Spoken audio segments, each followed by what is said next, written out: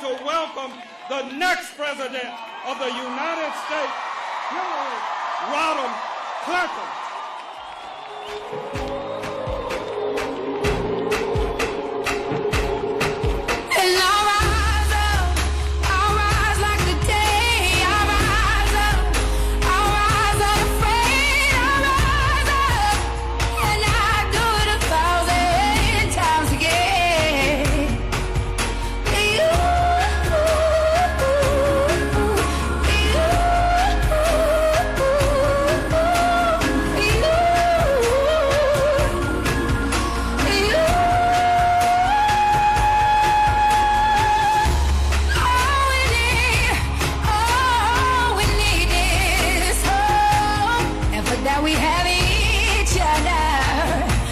But that we have each other, and we will rise, we will rise, we will rise, oh, we'll rise. Oh, Fort Lauderdale. Wow. Go, Florida.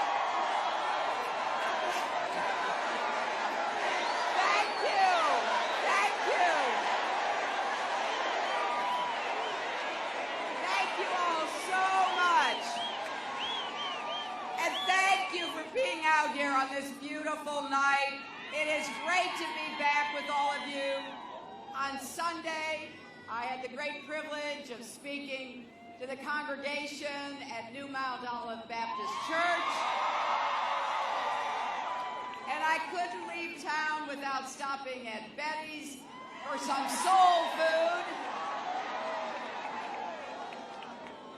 And it's wonderful to be here with so many of my friends and people I admire. I want to thank Congressman Elsie Hastings, who just really came out here and revved everybody up. I want to thank the one, the only Congressman John Lewis, an icon of the civil rights movement, my friend Congresswoman Debbie Wasserman Schultz, Congressman Ted Deutsch, and I have to tell you, I am really excited and very hopeful that you will send Patrick Murphy to the United States Senate. So let me thank all the elected officials who are here, because this is a big deal. There are only now 7 days left in the most important election of our lifetimes. We cannot take anything, anybody, anywhere for granted. Are you ready to work hard and win this election? Well, that is exactly the right answer, because we need to do everything we possibly can between now and the time the polls close, 1 week from tonight. Because any issue you care about, anything, is at stake. I get sometimes a little overwhelmed by the fact that I love this country. I think we already are great. Now I think we can be greater. And you know, I am sick and tired of the negative, dark, divisive, dangerous vision and behavior of people who support Donald Trump. It is time for us to say no. We are not going backwards. We're going forward into a brighter future. So how do we do that? Well, for the next 7 days, we focus on what's important. Don't get distracted. Don't get diverted. Focus on the kind of country and world that we want to help create. That's what I've done. I have stayed focused on one thing, on you, on your lives, your families, the problems that keep you up at night. And that's what I'm doing now, because I know the day after the election, that's what really counts.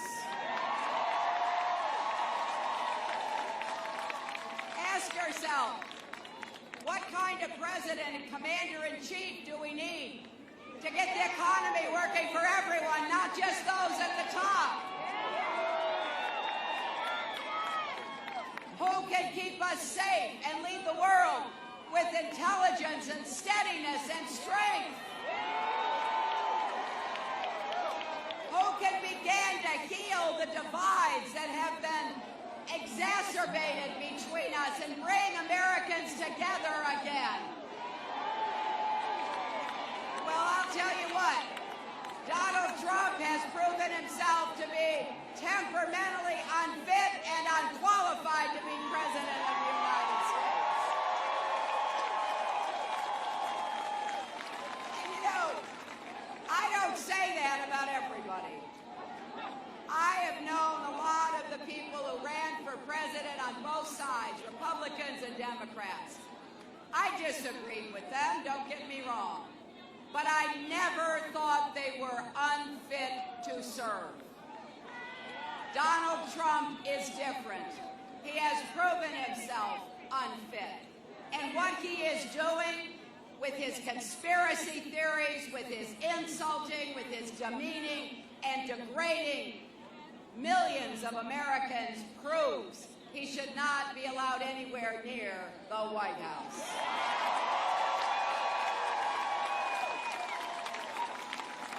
You know, on the one hand, you got to feel kind of sorry about the kind of campaign he's running, don't you?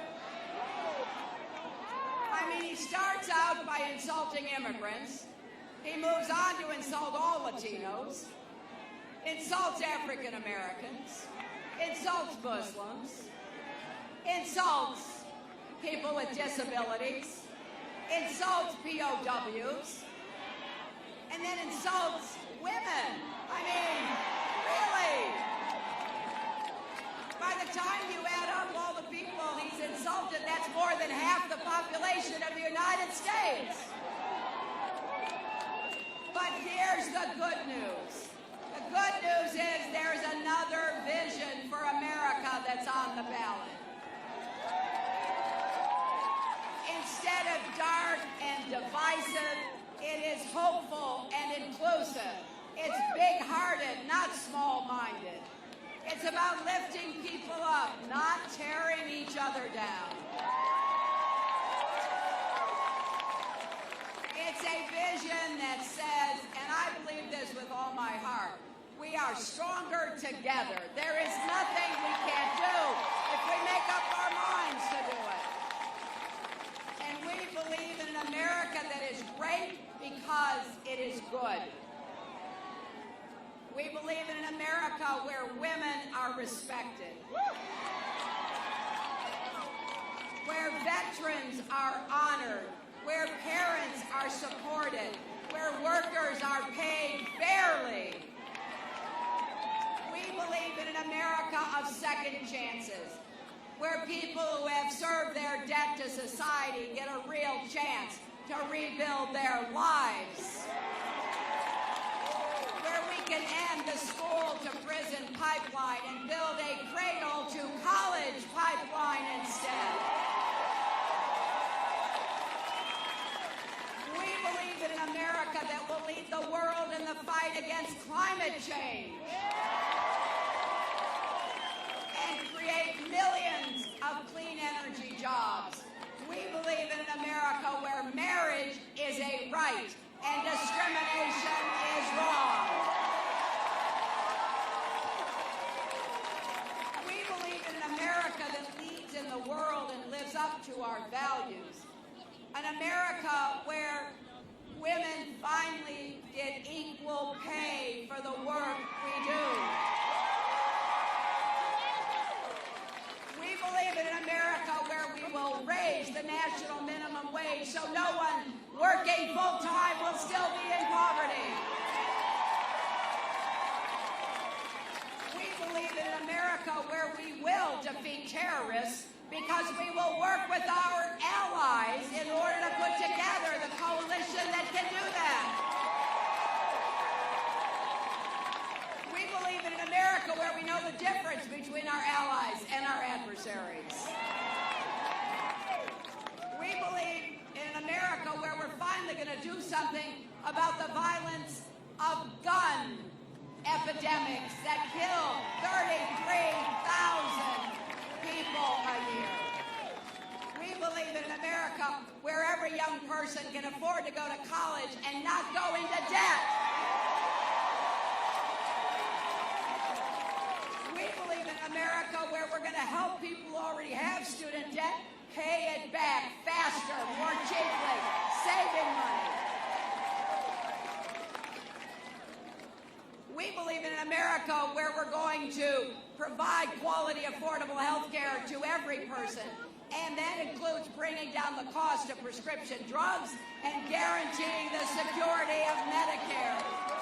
We believe in an America where Social Security is a solemn promise. We will not privatize it. We will not turn it over to Wall Street like my opponent wants to do.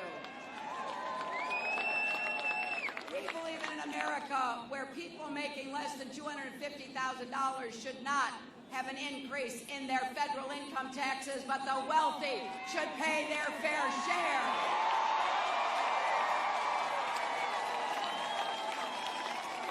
We believe in an America where we grow the economy from the middle out and the bottom up, not the discredited trickle-down economics that Donald Trump has been advocating for.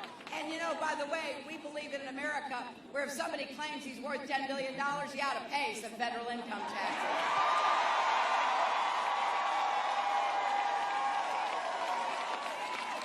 Hey, did any of you see the debates?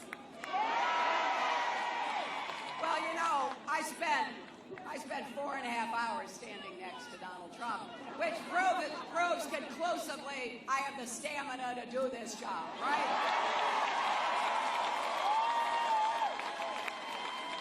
But one of the things I said, which, you know, when I learned it and studied it and realized what it meant, it just sort of stunned me. I'm standing next to a guy who flies around in a big jet, flies around in a helicopter, has his name on those, has his name on buildings, and actually 1/2 of the working undocumented immigrants in America pay more in federal income tax than he does. We believe in an America where we're going to finally have comprehensive immigration reform with a path to citizenship. We believe in an America where women are treated with respect. And as I was in Pasco County earlier today talking about what's at stake in this election, I was introduced by a former Miss Universe pageant winner, Alicia Machado, who Donald Trump has insulted and denigrated. And really, you know, if you're Miss Universe, you look pretty good, right? But Donald Trump called her Miss Piggy, insulted her heritage, called her Miss Housekeeping because she's a Latina. Well, I was proud of her. She doesn't let such a small person get her down. But I gotta say, when I listen to what he says and how he talks about women and what he has bragged about doing to women, I want all the girls in America to know, you are valuable. You should feel good about yourselves. Don't let somebody like this bully tell you otherwise. And I want to say to all the young boys, show respect, because that shows you you're a real man and you will stand up for what is right. So, you know, literally, I mean, this is so much fun, but it's really late. And I mean, I could be here all night talking about what's at stake in this election.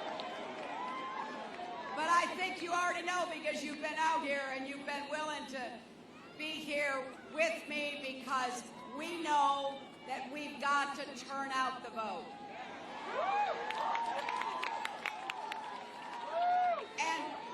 And what that means is that every one of you who can should vote early. How many of you have already voted?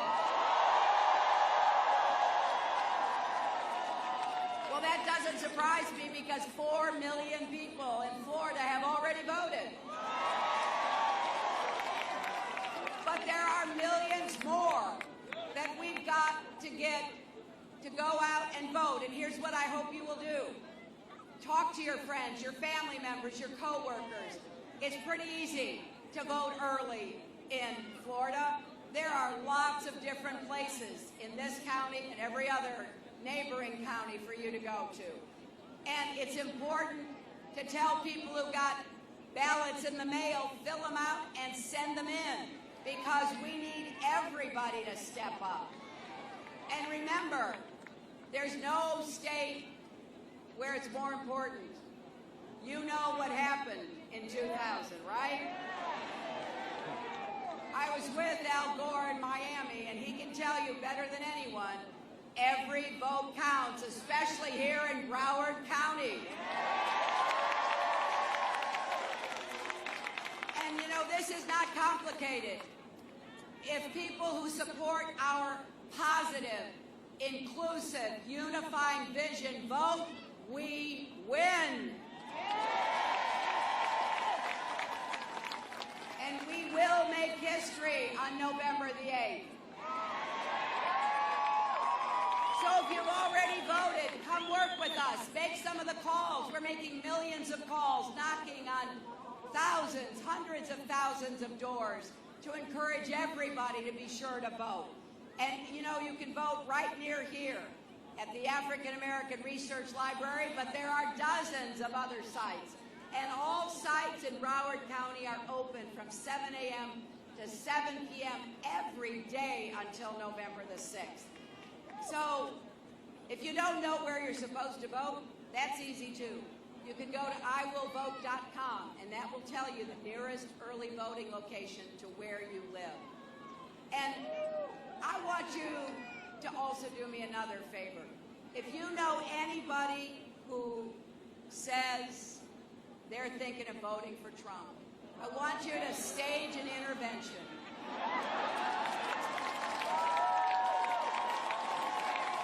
And I want you to talk to this person, because unless they're a billionaire who avoided paying taxes for 20 years and lost $1 billion running casinos, they don't have anything to gain from Donald Trump.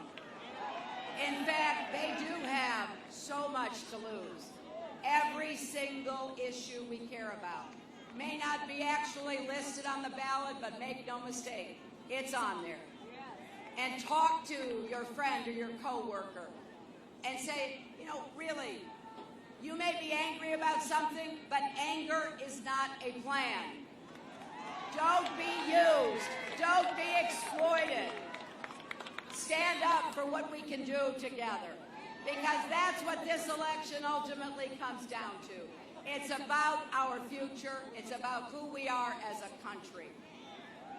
And I promise you this, if you give me the great honor of serving as your president, I will wake up every day in that White House trying to figure out what I can do to help you and you and you get ahead. You see, I really believe America's best days are still ahead of us. Don't buy into that dark, pessimistic vision. It's not true, and it's not who we are as Americans.